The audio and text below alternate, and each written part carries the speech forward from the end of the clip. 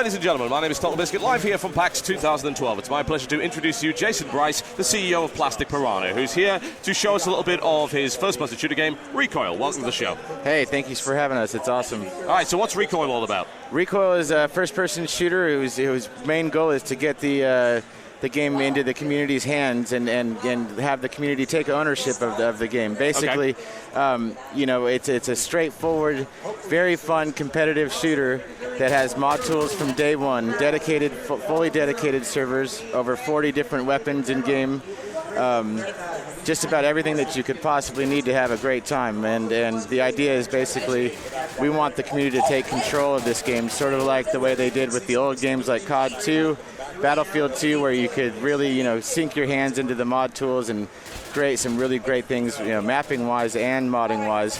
Not to mention having a really great core-based game that you can, compete with and have fun with on a pub server. Just about anything that you could possibly, imagine, and that's basically what Rekoil is all about. So. It's interesting that you mentioned that you launch with mod tools, because so many first-person shooters are not doing that these days. Why do you think that is? Is there a good business reason not to launch with mod tools? I think it has to do with corporate strategies. When you can download map packs and sell them for $15 a piece, and you've got 7 million people out there or whatever buying your map packs, why would you want to open the tools and have it open up to the community? I mean, then you're taking money out of your pocket. But I think the way to build a great community around a game is to get people into it and give them tools that they need to create really fun things that they want to play. I mean, you'd love to play Rekoil and have fun with it, but if you want to go ahead and change it and make something uniquely your own, you can. And I think that the big companies don't do it now because it's really just a big money thing, and it's something that they want to line the pockets instead of keeping the community incredibly happy. And I think from our standpoint, we just want to focus on keeping everyone that's playing our game and enjoying it and having a good time, and then that's our focus. So fair enough. So let's talk about the basic game itself. Let's assume that no one in the world actually mods this, and that would be unfortunate. Hopefully it won't, but the base game must stand upon its own 2 feet without the idea that the community is going to fix it later. We should point out, of course, before we go into this, that this is an alpha version. So as always, it is not necessarily representative of the final product, folks, so do just bear this in mind. So what do you think the strengths of Rekoil actually are? Well, I think the strengths are the fact that it's a very pure shooter. You don't have a lot of bells and whistles with, third-person airstrikes or helicopters or turrets that are being shooting you from a corner, and it's basically just you, your gun, and you against the world, essentially. It's very stripped down. There's not very much on the HUD, as you can see. We're still fleshing it out, but it's basically the core simplicity is what we really like, and we feel that not having kill streak rewards, this and that, it just kind of takes away from the actual experience of actually a true shooter. I mean, this way it's just, like I said before, it's just you and your gun, and you got to be good enough to get out there and be able to survive. So that's basically what it's about. I think I like what that actually does to the crate right over there. That's actually a really nice effect. As you can see there, smashing its way through. So that's very, very cool. And we're supporting full NVIDIA physics in the build. Currently, we've got it locked out of this alpha build, but you'll have a good set of destructibles and a lot of fun with that stuff. So definitely feels good. So that's one of our shotguns that you got right there, and you can, just depending on the type of map that you're playing, the weapons are suited. Not an optimal place to be. I'm going to try and get around the corner, make sure that I don't have to worry about that. I'm actually noticing, am I having to reload each individual shell here with the shotgun? Yeah, see, on some of them it depends on the weapon itself. You have to hold down the reload to get the whole thing going. That's pretty neat. So it's just add a little bit of realism to the effort here. So yeah, I'm also noticing that the time to kill is very, very short here. You can't take a lot of hits before going down. Yeah, and that's where we just started getting into real big load testing and balance testing, and so the balancing on the game itself is still being tweaked. We're debating between a 3-shot kill per se for an AK-47 versus a 4-shot kill. It sounds like it's not a whole bunch, but when you get down to it, it's that extra split second that you're talking about. Absolutely huge. Yeah, and so that's the kind of thing that we're still in process, and every week we get even more and more refined. We've been working with the guys at Combat Testing, and really just getting in and refining that and getting it as balanced as it possibly can be. Everyone on the team has played competitively and really enjoys having a good balanced load layout, so it's very important to us to make sure that we can be as balanced as we possibly can be. Indeed. So with this game, you're going to an area now that actually has quite a lot of competition. We've recently got a release of CSGO. Modern military shooters are actually almost becoming their own genre. Call of Duty, Battlefield, and so many other games like that. So aside from the modding, what do you think sets your game apart from those titles? Well, I think it's a return to the beginning of really the ADS FPS games. Going back to the Moha and COD 2, the early days where you're just starting to get into that really cool setup with the aiming down sight stuff. But really, it's just I go back to the simplicity again. I mean, that's the biggest thing about Rekoil is the fact that it's not trying to win you over with all these bells and whistles. It's really just a pure shooter, and I think we're seeing an escape from that from a lot of these AAA games. So that would be our biggest distinction, I think, is that basically makes us a little bit more different because we're just trying to keep it as simple as possible. Just kind of going back to basics with That's it. exactly So that right. makes sense. Now, does that mean that you've also abandoned more modern concepts like, say, the progression system? It's not really, really lined up with a bunch of some of the modern things that you would come to expect. I mean, certain weapon things that you'd see, obviously some of the graphic elements, that type of thing.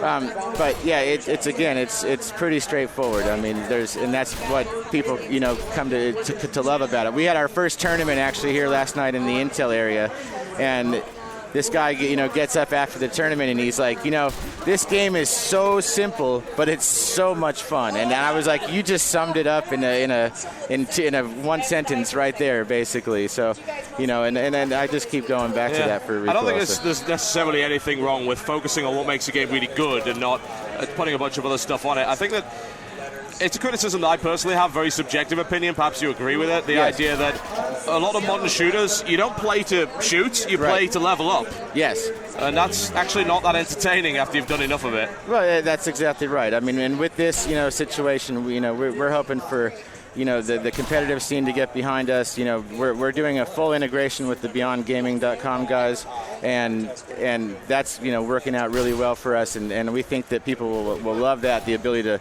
log in, have matches and wager matches, right as they're right within the game, and those will be all within the menu within Rekoil, which will be great. Plus, built-in IRC support for clan matches or regular matches if you're looking to scrim and have fun.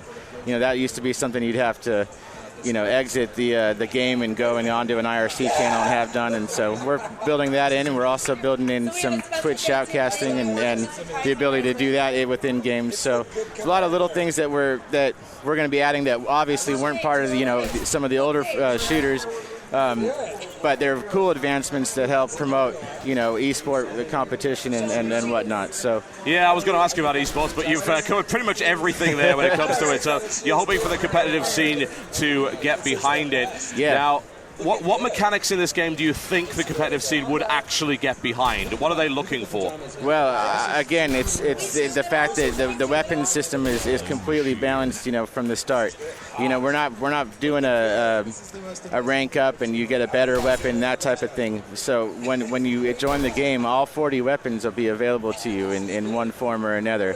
And there's basically broken down into 5 different classes and 5 different weapons per class, something depending on the class. But sorry, I got a little sidetracked there. I missed my point. Having a complete lack of a thought here. I apologize. It happens. It totally happens. Don't worry about it. I actually do have another question while you're coming up with that. Is what kind of modes can we expect? I mean, we're playing a straight-up team deathmatch right That's here. Correct. What are the modes are we looking for on launch? We're doing CTF. We're doing domination setup. We're doing a search and destroy, which we're calling cyberpunk, and we're working on doing squad-based stuff so that you can have, say, 4 teams of 4 playing against each other, things along those lines. So that's what we're focusing on at the moment. It'll be about 6 or 7 when we're all said and done.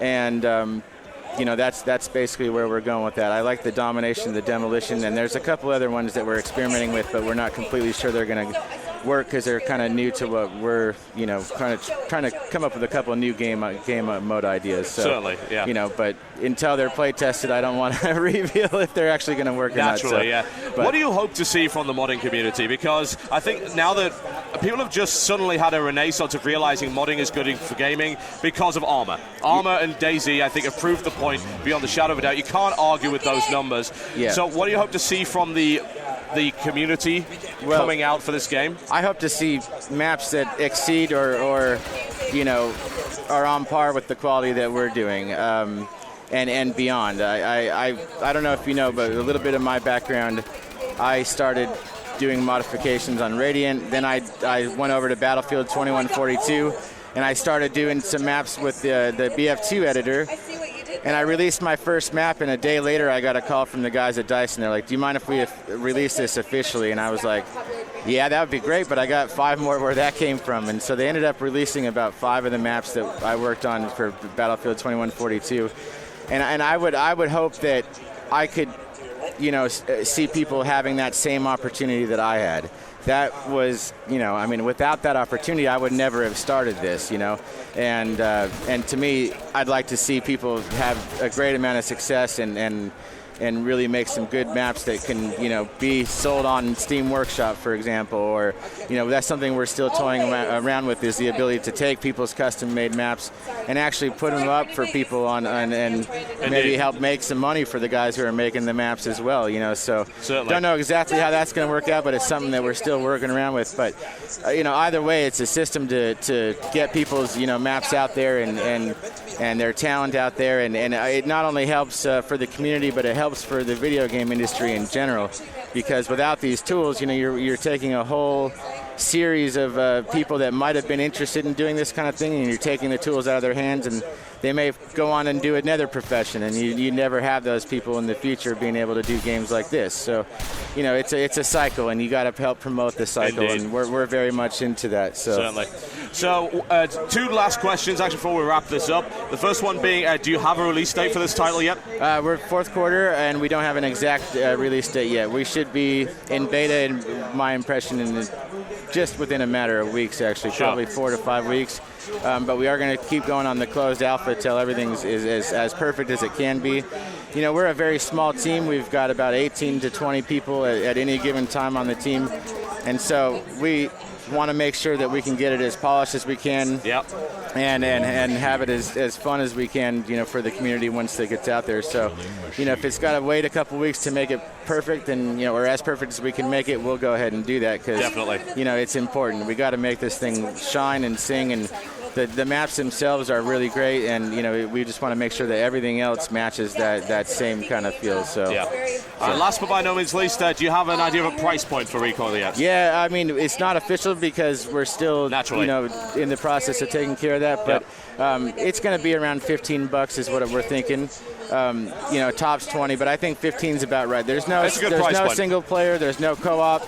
It's and it's a great entry level pricing point for people to get in, familiar with Rekoil and not feel like they've invested the world into it. I think if I could do it, I'd give it away. But at the same token, it's a business, and we're in it to make some money because we want to make more games in the future. And so you gotta you gotta win those battles too. But yeah, that seems about the right pricing point for us, and that'll be official once we get all the distribution in place. And we are in the process of doing the Steam Greenlight at this point. Yeah. And that's going really well. We're really happy to be pioneers in that field, and we hope everyone can get out there and really give us a thumbs up vote on the Steam-powered and .com and really help support what we're doing, because the people who have played it love it, and the comments from the people who have played it are like, this is really a return to the shooter in its purest form, and we're really just honored to hear the words that people are saying. So. All right, well, guys, if you liked what you saw in this video, then please, by all means, head over to Steam Greenlight and give this guy a thumbs up, and the comments that are necessary. Regardless, keep an eye out for Rekoil by Plastic Piranha if you're looking for an old-school return to this kind of game. Links in the description below this video. As always, thank you very much for showing us this game today. Yes. Ladies and gentlemen, my name has been Totalbiscuit, live here from PAX, and I will see you next time. Take care.